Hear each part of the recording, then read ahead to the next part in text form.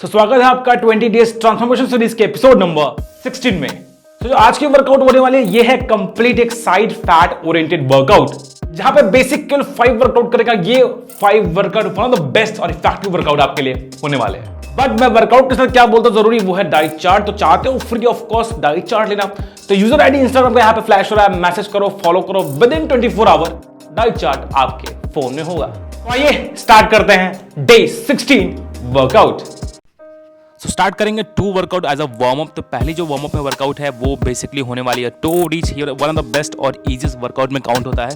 ये आपकी जो साइड फैट है, लव हैंडल्स है, उसको टारगेट करता है, प्लस आपके जो वहाँ पे मसल हैं बेसिकली वहाँ के ब्लड फ्लो को इंक्रीज करता है, सो दैट वर्कआउट करते समय कहीं मसल वियर एंड टियर ना हो, कहीं इंजुरी ना हो। तो इसी फॉर्म इसी टेक्निक के साथ लगाने वाले हो 10 reps from each side, that is your toe reach, और पूरा नीचे पूरा आना है 10 आइए बढ़ते हैं नेक्स्ट वार्म अप वर्कआउट की ओर, that is your easy jumping jack. ये आपके फुल बॉडी को हल्का सा हीट अप कर देगी, सो दैट जो वर्कआउट के लिए आप मेंटली और फिजिकली प्रिपेयर भी हो जाओगे। बट फॉर्म ये होना चाहिए, टेक्निक ये होना चाहिए। और कितने करने हैं? 20 reps के एटलीस्ट एक या 2 से। ये है हमारी वार्म अप वर्कआउट कंप्लीट। सो ये है कुछ वर्कआउट के बेसिक रूल, जिसको आपको पढ़ना बहुत जरूरी, तो वीडियो को पॉज करो, पढ़ जरूर लो। आइए बढ़ते हैं फर्स्ट और मेन अपनी कोर वर्कआउट की ओर, दैट इज योर कौन सी वर्कआउट है? देख रहे हो ये है साइड बेंड। अब पूरा अपने एल्बो अपने नी को टैप करना है। कितने करोगे? 10 to 12 reps from each side. ये डिपेंडिंग आपकी बॉडी में कितनी करंट स्ट्रेंथ है उसके हिसाब से अपने लगाने वाले हो। बट ध्यान रखना एटलीस्ट आपको 3 सेट तो परफॉर्म करना ही करना है ये वर्कआउट को। तो ये है हमारी फर्स्ट साइड बेंड वर्कआउट, इसके लगाने वाले हो आप एटलीस्ट 3 सेट्स।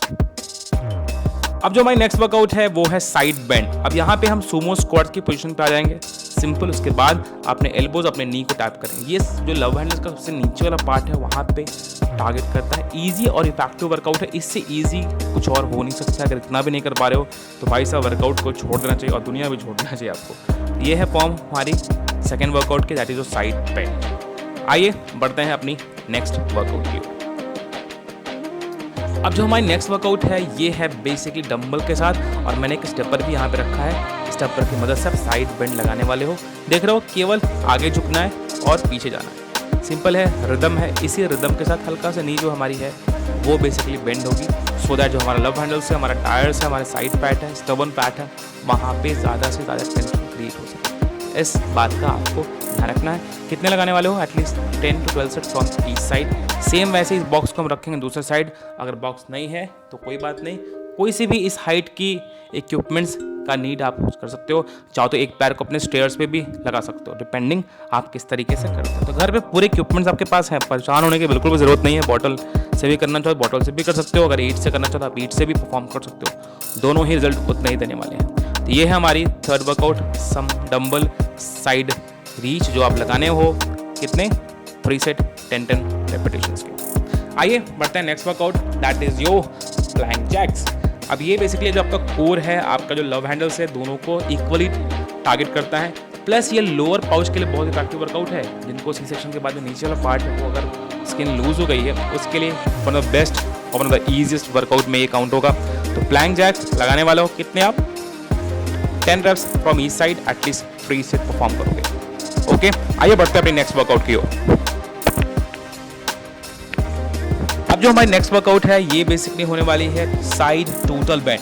अब पूरा लंजेस के फॉर्म पे आके पूरा पैर को स्ट्रेट कर देना है और एल्बो और नी को टैप करना। ये हल्की से वर्कआउट ट्रिकी है, टफ है, बट जिनसे नहीं हो पाता है आप उसको जितना आपसे हो पाए उतना ही करो अपने हिसाब से। जरूरी नहीं वीडियो में जिस तरीके से किया जा रहा है आप हूबहू करो, क्योंकि सभी की बॉडी फैट अलग है, सभी का बॉडी का स्ट्रक्चर अलग है, सभी का वेट अलग है। तो अपने स्ट्रेंथ अपने एंड्योरेंस के हिसाब से करना, बट आपको करने कितने हैं? At least 3 set. इस बात का आपको बहुत ध्यान से इस बात का ध्यान रखना है। समझ में है कि फिर से ध्यान के बारे में बताओ, मजाक कर रहा हूँ। तो ये है हमारी 5th वर्कआउट। आइए बढ़ते हैं अपनी नेक्स्ट वर्कआउट की ओर।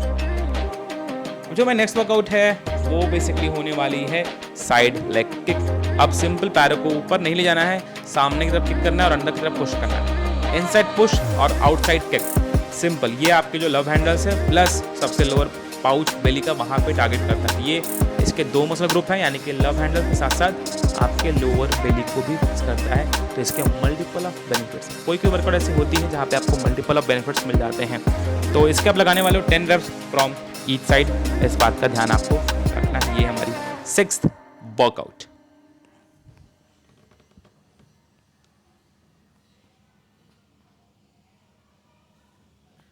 अब जो हमारी नेक्स्ट वर्कआउट है ये है बेसिकली लेग क्रंच। देख रहे हो मैंने बीच में डंबल रखा है, डंबल के इस साइड क्रंच लगाना है, डंबल के दूसरे साइड क्रंच लगाना है। सिंपल, नथिंग फैंसी, बहुत सिंपल, बहुत इफेक्टिव। सिंपल दिखने में लग रहा है बट आप जो करोगे आपको फील होगा yes you are doing something interesting और इफेक्टिव। तो ये आप लगाने वाले हो 10 reps एटलीस्ट 3 सेट। नंबर्स चाहो तो आप कम ज़्यादा कर सकते हो डिपेंडिंग आप कैसे करो। ये तो होती है हमारी वर्कआउट